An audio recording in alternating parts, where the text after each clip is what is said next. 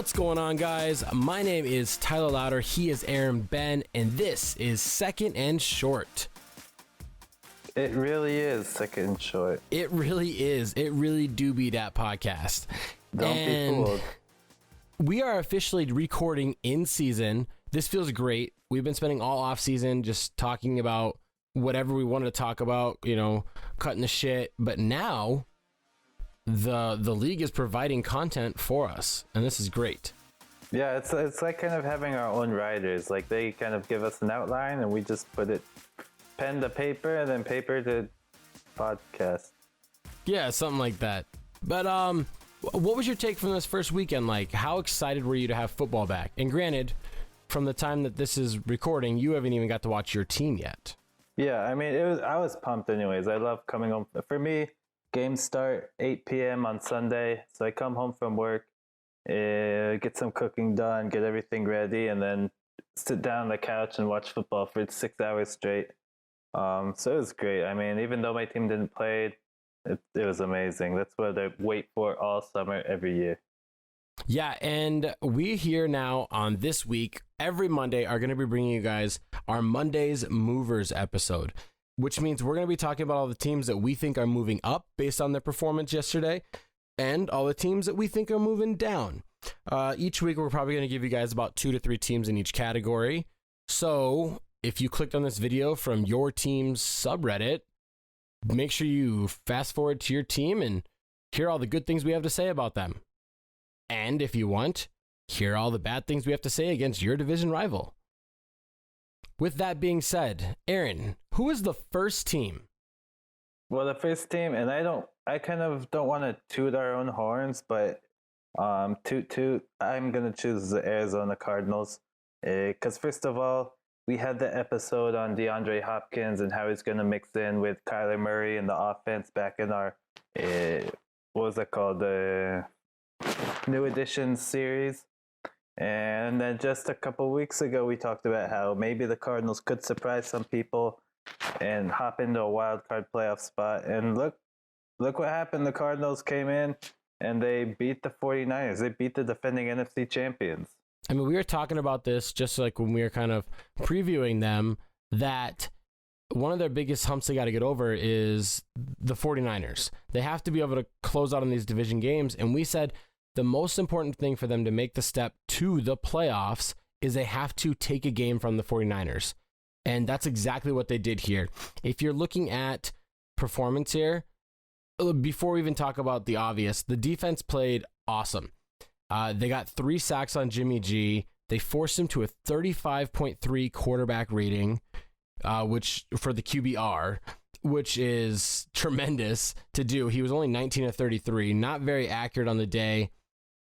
The defense just kind of stepped up here. They played very well. Budda Baker had 15 total tackles. He literally was flying around that entire field.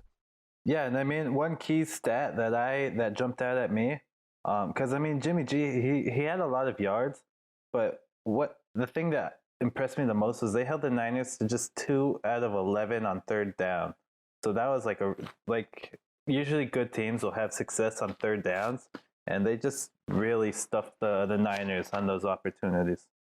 Yeah, and overall, that's kind of the key right here, right? Is that they just have to put a hurting on the other team, force them into trouble, force them into long situations.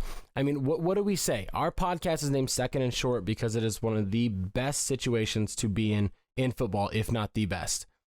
And being in third and long, anything past 5 yards is risky business. And when you can force a team to continue to be in that situation, they're not going to always be able to get out of it. Now, yes, they did have that 75-yard touchdown to Raheem Mostert, that pass catch, which pretty much led to a chunk of his yards on the day. Yeah, and I mean, as long as we're talking about defense, they're not their first round pick, Isaiah Simmons. I was kind of excited to see how he would perform in his first game.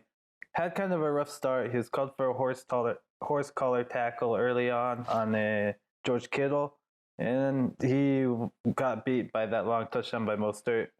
Finished the game with just 3 tackles. Nothing really to write home about, but I mean, it's kind of expected after such a short off season. and not a whole lot of time to prepare. It's kind of expected that some rookies would come in and struggle a bit at first. So I'm kind of interested to see how he continues on in the season. Now, let's talk about the negative side to the Cardinals before we continue moving on. And for me, that was Zane Gonzalez. He was only 1 for 3 on the day on his field goals. He did convert a 56-yard field goal, but I mean, the 49ers had the ball towards the end of the game. They're only down by 4. Those 2 missed field goals put the Cardinals in a situation to lose. If he can convert both of those, they literally can coast the final drive, and it's no big deal, because you're sitting up 10, and it's all right. He has to be able to convert those. But let's talk about the most impressive thing from this weekend for the Arizona Cardinals, and that is DeAndre Hopkins. Yeah. I mean, first game in a new team, new scheme. 14 catches. That's a career high for DeAndre Hopkins. I mean, that was super impressive.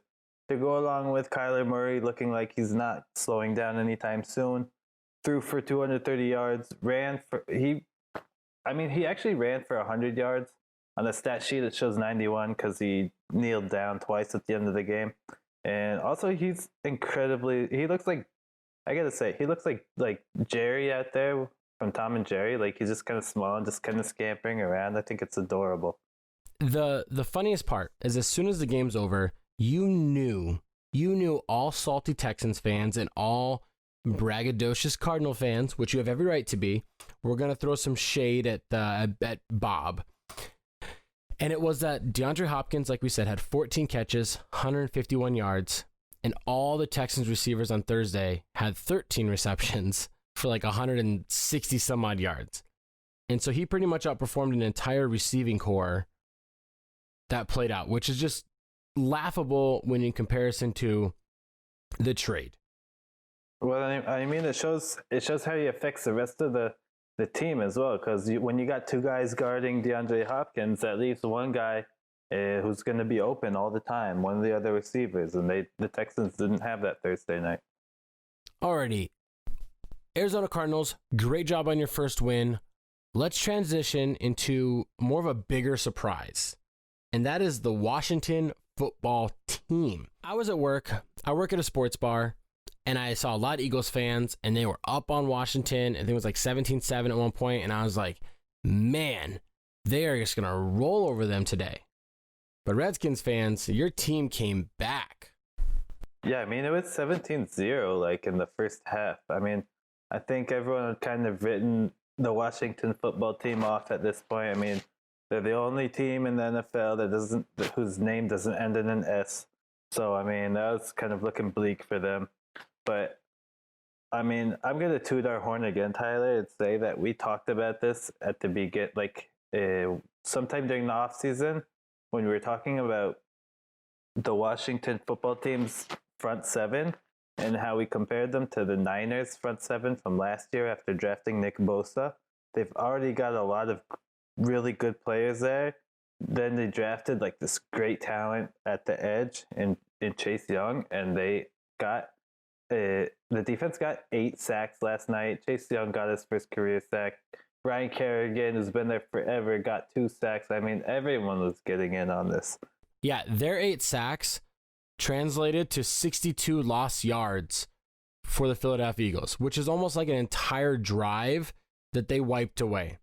Now, there might be some back and forth this as well, because we do know that the Eagles did just lose 2 starting offensive linemen weeks prior to the season starting.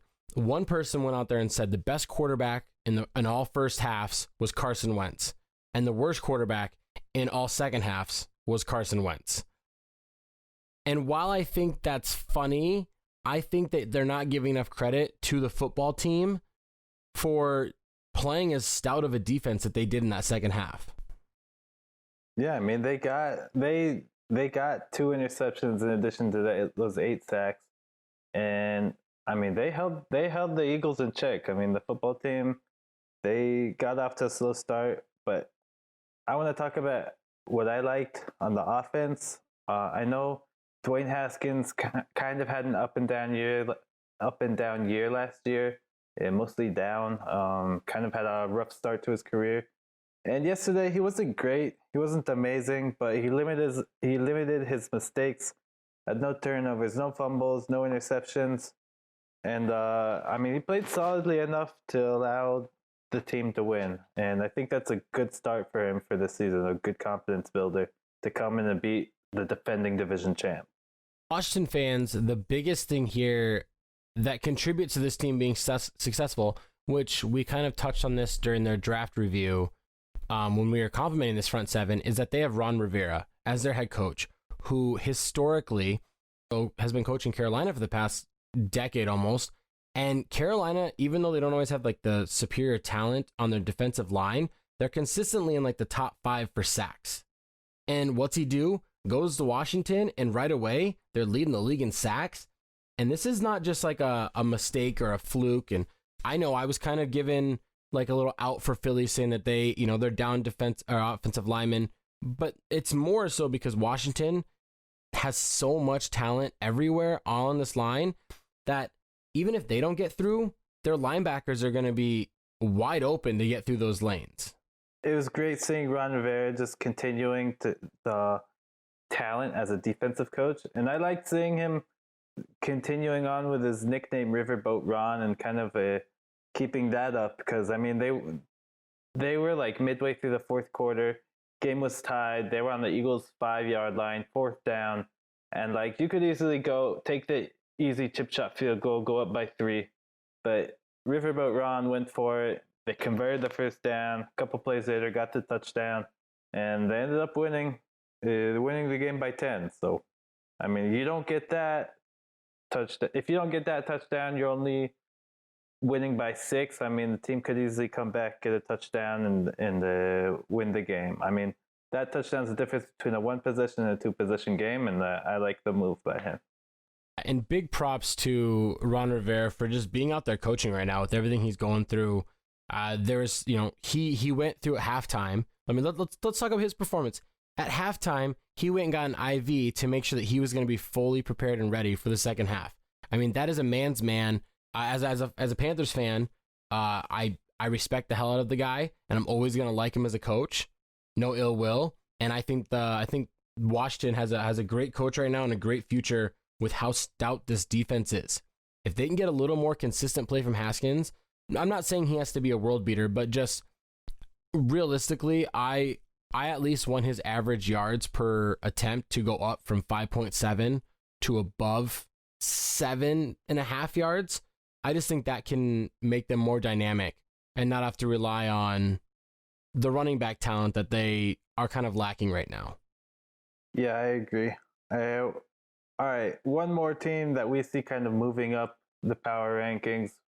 Who you got, Tyler? Let's talk about a team that, now this is going to be the different than both the other two, because like Arizona were like their fringe, could make the playoffs. Like Washington were like their bottom dwellers, but they they're improving here. The Buffalo Bills were a team that we thought has a chance to win this division and to start making the AFC East their own. And they came through, and it was just like, it was almost like they were just playing pickup football in their backyard. Everything looked effortless, and they showed that they are an elite team. Yes, the Jets, it was a 10-point game, whatever. But in my eyes, this game was never that close. Yeah, this was last year. I remember week 1, the Bills had to come back against the New York Jets. They went down early, came back, beat them in kind of a close game. This week, it was never close. Like I had Red Zone on, and like every other play was just Josh Allen dropping back, Josh Allen running the ball. I mean, they dominated the Jets. They only won by 10, but they just absolutely dominated the Jets most of the game.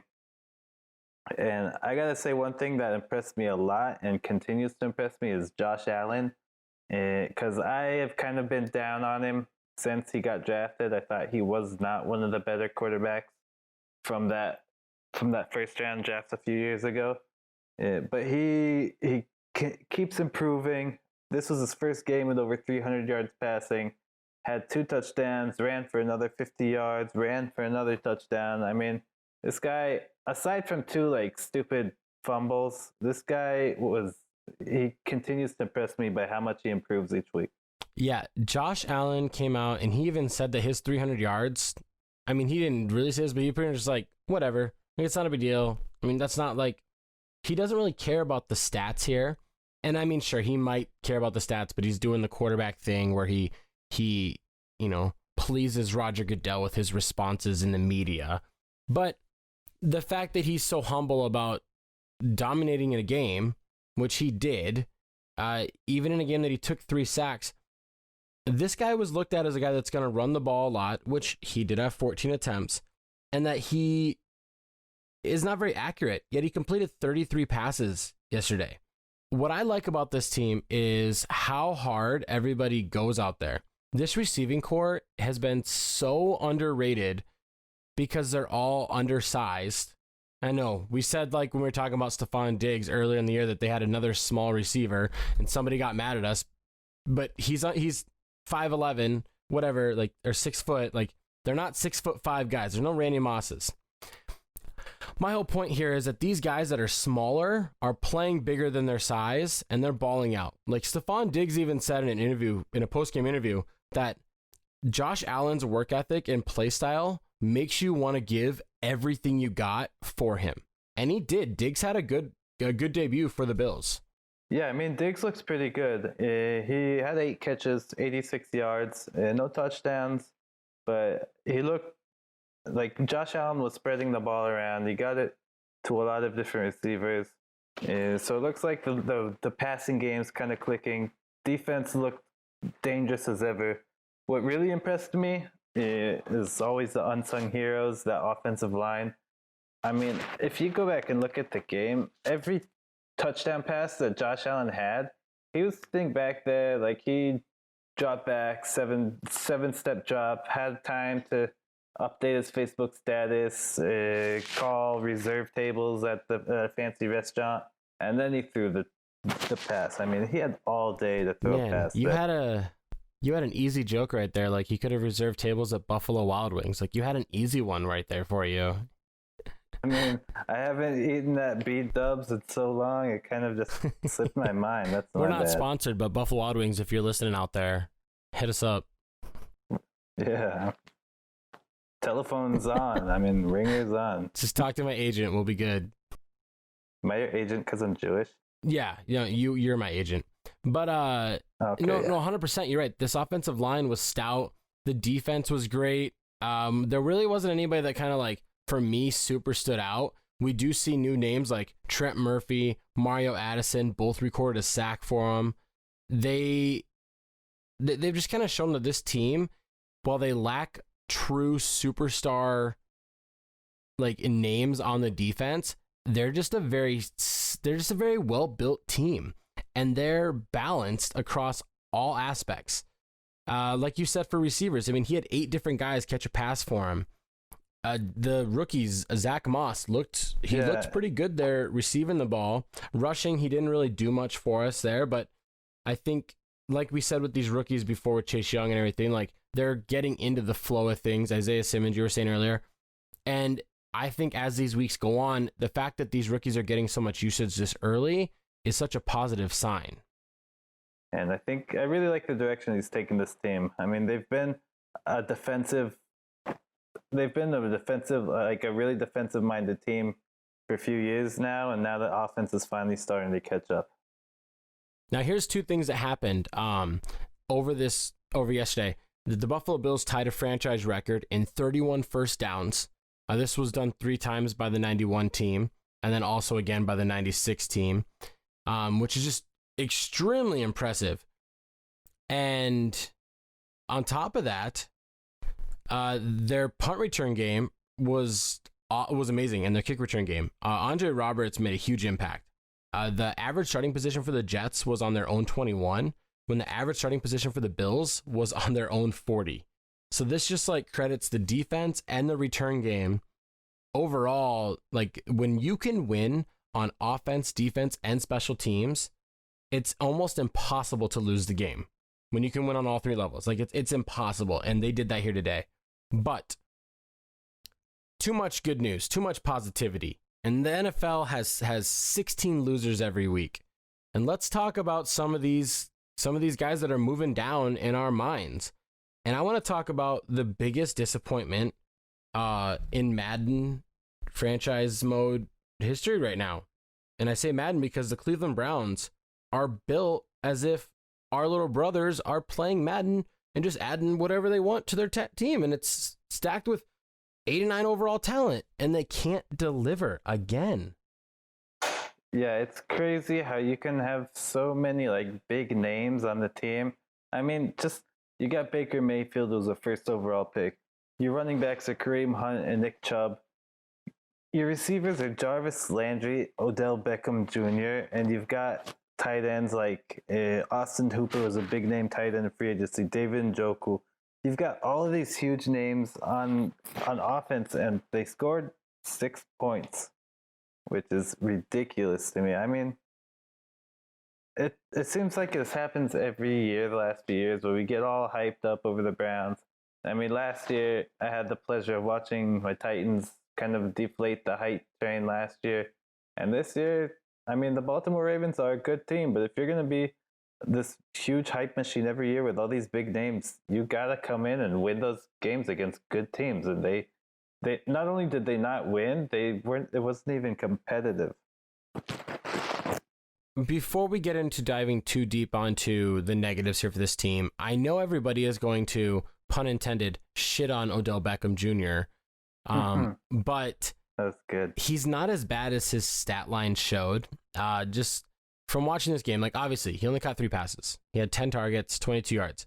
But if you were watching that game, right away in the second half, he drew, like it was like almost back to back. I think it was back to back, or it was like 2 out of 3 plays. But he drew pass interference calls on Marlon Humphrey, and then later on in that quarter, he drew another holding call against another one of their corners. And it's like he was drawing penalties like crazy, but they couldn't sustain these drives. I feel like every time that there's like a big pass interference call in the defense, it's going to result in a field goal at least. And I think that's kind of an issue there, that Baker Mayfield wasn't able to hit and connect on Beckham deep. There was a couple miscues that could have led to this team being closer. And another kind of thing to kind of defend them is they are playing the Baltimore Ravens, who are top 5 in offense and defense and are just overall a really good team. Now back to the negatives. Well, another negative, of course, it gave up 38 points. And it seems like Lamar Jackson just knows how to play on opening day. Last year threw for a perfect passer rating, 158.3, threw for 5 touchdowns against the Dolphins. And I mean, you expect that because it's the Dolphins. And they were not expected to be good last year. The Browns, people are hyping them up. They're supposed to be good. They've got a solid defense on paper. And Lamar Jackson comes in, throws for 3 touchdowns, 275 yards, 152.1 passer rating, ran for another 45 yards. And I mean, if you watch the game, his passes, I mean, they were so on target. Like, it was crazy. Like, you can see the improvement from year to year. You're right. And so maybe we have to give the Browns a little bit of slack here. But here's my biggest issue. There's no situation where we're sitting here and we're like, oh man, but the Ravens had this much time of possession, or they, whatever. No, they were just more efficient. It was 66 offensive plays for both teams is what I got here. Granted, could I be wrong? Sure. But my math adds up to 66 to 66. That right there shows that the game should be a lot closer. The Browns were out rushing them. I mean, they had 3 less attempts and they had over 31 extra yards. So here's my issue. Why does Nick Chubb only run the ball 10 times in the game? Yeah, I get it. You're losing. But if Baker Mayfield is only completing 50% of his passes, why take that risk? Incomplete pass, 5 yards, incomplete pass, punt. Why not just run the ball for 5 yards and then try and attempt? Like, get yourself in better position. Get yourself in, I don't know, a second and short, because that's the better thing to do. I see this all the time with teams where they get down and then game plan goes out the window and it's like, let's throw like crazy. But between Nick Chubb and Kareem Hunt, they had 23 carries for 132 yards, good for 5.8 yards per rush. Just keep running the ball. That's a first down every 2 plays. Does it take off more time? Sure. But your passing wasn't getting the job done. So why continue to do something that is not working. And that's why the Baltimore Ravens are so good. When something's working, they do more of it. I agree with you completely. I mean, the longer your team has the ball, that's just the longer the Ravens don't have the ball and the less opportunities they have to score. So, yeah. And you got to see what the Browns do to fix that. If Kevin Stefanski can kind of bring a change about here. Now, their positive note here is that they are going to be going up against the Cincinnati Bengals next week. They will, or this week, because that's literally on Thursday. They have a short time to prepare for a division rival. However, that division rival still features a rookie quarterback who looked decent, but it is going to be a completely different. It's like the teams, I feel putting them on like a spectrum or like a scale. Like the Bengals are much lower than the Ravens, talent-wise. Alrighty, enough of this dirty Browns talk, okay? Let's wipe it clean and move on to another team. All right? Who was another team that kind of just disappointed you and just didn't live up to expectations from week one? I'm going to have to go with the Detroit Lions because I'm a huge Matthew Stafford. Same. I think he's really underrated, underappreciated throughout the league. And he's done a lot of work with a lot of really bad teams. The Detroit Lions came out to 17-point lead in the fourth quarter, and then they just blew it. I mean, the Mitch Trubisky, who throughout the first three quarters looked like Mitch Trubisky always looks. He was overthrowing players. He was underthrowing. He was throwing the ball everywhere but to his receivers. Suddenly, threw three touchdown passes, came back, beat the Lions 27-23. I mean, it was embarrassing. And I mean, it's not all on the defense. Matthew Stafford only completed 57% of his passes, had only one touchdown, and he had a really, really bad interception that he tried to force in. It got batted up, intercepted, and they gave the Bears great position to take the lead late in the game. It was a shit show all over. Now, Lions were without up-and-coming star wide receiver Kenny Golladay. However, this team has enough talent at receiver with Marvin Jones Jr., Danny Amendola. TJ Hawkinson is supposed to be this, really good pass-catching tight end, and he came out and he played really well.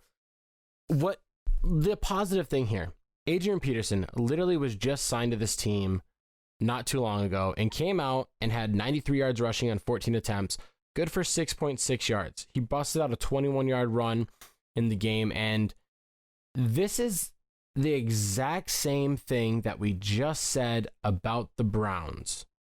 Just run the damn ball.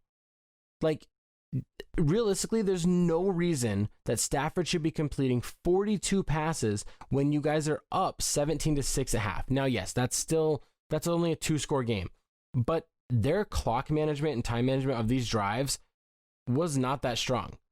I thought they could have sustained these drives a lot longer. They could have worn out this defense more, and then late in the game could have, put a dagger in their neck and just thrown it deep.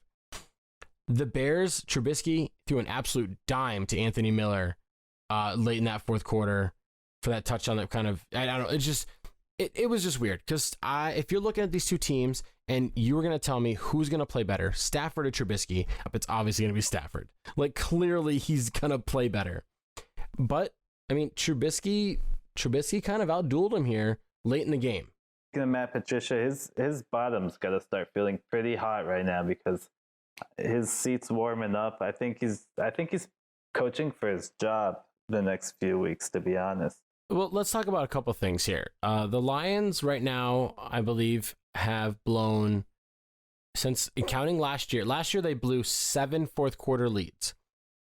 They've blown 10 fourth quarter leads since 2018, and now they do it again. This is number 11. This is number 11 literally in the past 33 games that they've blown 11 fourth quarter leads. The Detroit Lions fired Jim Caldwell after he went 9-7 with the team. Yet Matt Patricia here is now 9-23-1. His seat has got to be hotter than any other seat in the NFL. And remember how we were kind of like late last night, you and I were kind of messaging. Well, it was early for you. And I was like, oh man, the Carolina Panthers, I can't believe they didn't run with McCaffrey to get that 1 yard. And like Matt Rule took all the blame for it. And you were like, yeah, so did Joe Brady. Patricia doesn't think that it's his fault the Lions blew the fourth quarter lead. Like, he literally doesn't think it's his fault. He said that. He doesn't think it's his fault. Like, they didn't execute their plays. I think he's not taking enough ownership for this. Granted, yeah, did DeAndre Swift drop a pass? Yeah, but you're the one that put the rookie in to make a game-winning play. That's on you. Like, you have Adrian Peterson there. You have Kerryon Johnson. Like, you have other guys that are more established veterans. Matt Patricia, Adam Gase, hottest seats in the coaching profession this season. You got to see what's going to happen next.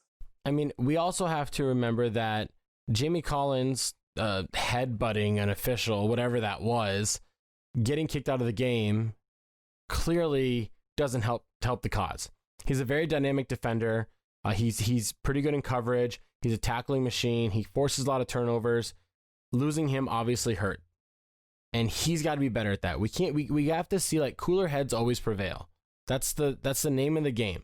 The guys that remain calm under pressure, that don't let the game get inside their head, are always going to be better for their team. So he's got to clean that shit up if the Lions are ever going to have success on defense. And Patricia has to be better. He has to be a better coach. He has to be a better coach. There's no. I feel like the only reason that he is getting this long of a leash is because of the coaching tree that he comes from. For sure, I agree completely. All right, last team to talk on. I don't want to talk about him too long because it was like, I'm so like shocked that it happened. But I'm gonna let you lead on this team. What was the biggest upset of week 1? I wasn't too upset about it, but the Indianapolis Colts paying Phillip Rivers $25 million on a 1-year contract to come in, throw 2 picks, have another one called back for a penalty, and lose to the Jags, who are considered front runners for the Trevor Lawrence sweepstakes. I mean, how much more of a disappointing start to the season can you get if you're a Colts fan? I mean, you have to get very disappointed if you're a Colts fan. Literally, the Jags have been just saying, hey, does anybody want any of our talented players? Because we don't want them.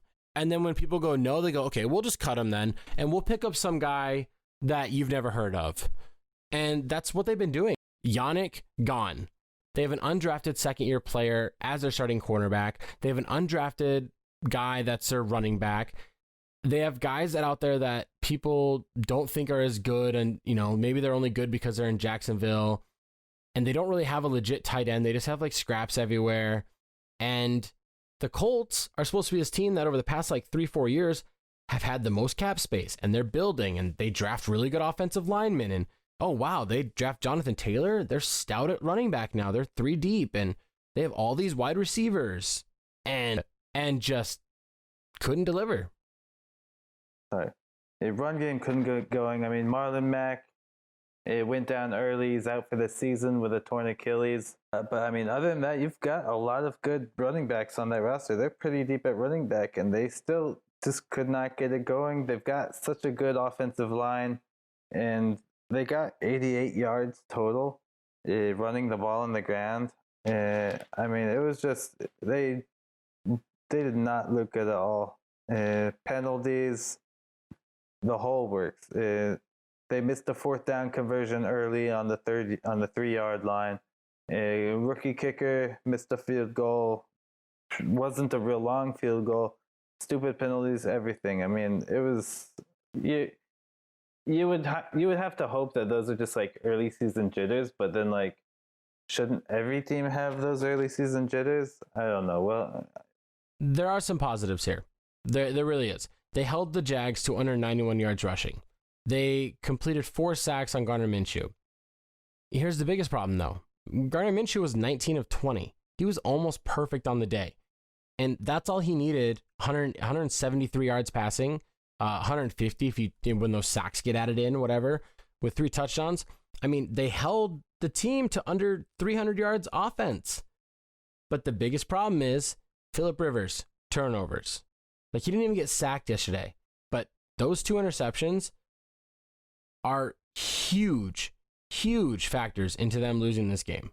I mean, that's got to be something that you would hope it would get solved. I mean, I got a crazy fact for you. The Colts did not even punt the ball yesterday. I mean, how do you go an entire game, throw for almost 400 yards and not punt the ball once and still lose the game? That's crazy to me. That just speaks to the lack of discipline by the players, lack of execution, and lack of accountability by the coaching staff. Here's a couple things that we saw from Frank Reich that just didn't make any sense. We saw Jacoby Brissett in the game as a gadget player, like as if he was like the New Orleans Saints and they have like Taysom Hill. And he ended up taking a sack out there, Brissett did. And then this is just another thing. There were so many teams that did this, and I don't understand. But they're on 4th and 1, and they run the ball with Nyheim Hines. Like, I totally get it. Hines was playing great. He's yesterday out of the backfield as a receiver. But what did we hype up about Jonathan Taylor all offseason? What did everybody hype up about Jonathan Taylor the past 3 years at Wisconsin? How he's such a bruiser. You're 4th and 1. Jonathan Taylor is a man among children out there, it looks like sometimes. Like, he's so big. And you just like, nah, man, you stay over here. Like, that right there kind of blows my mind, too. Jonathan Taylor received 9 carries yesterday. I don't know. It just seemed like they were trying to not get their playmakers involved. And that's going to do it for us here on Second and Short. Thank you guys for tuning on in today. Congratulations to our movers of the week in the Washington football team, the Arizona Cardinals, and the Buffalo Bills. Big shout out to all of our new subscribers. Thank you guys very much for tuning on into us. Make sure to check us out over on Spotify at Second and Short if you want to hear these audio onlys. Obviously, we're here on YouTube. You can check us out on Google Podcasts. Anywhere we have podcasts, we are there. All those links are in the description. And if you guys like to see some of our social media activity, you can also check us out at... Check us out on Facebook, where we'll be updating every post, every episode. Also on Twitter, we like to post the polls try to post every week. And then also on Instagram, we have more than just our episodes posted. We post discussion points, news updates, stuff like that. And feel free to hit us up and direct message us wherever, whenever, whatever time of day, whatever kind of mood you're feeling. And be sure to check us out this Friday for our very first Fantasy Friday episode, where we'll be talking about everything that you need to know about this weekend's matchup and who you should start and who you shouldn't start and who we think that you should be getting before everybody else grabs them. And yeah, thank you guys for listening. Have a great day.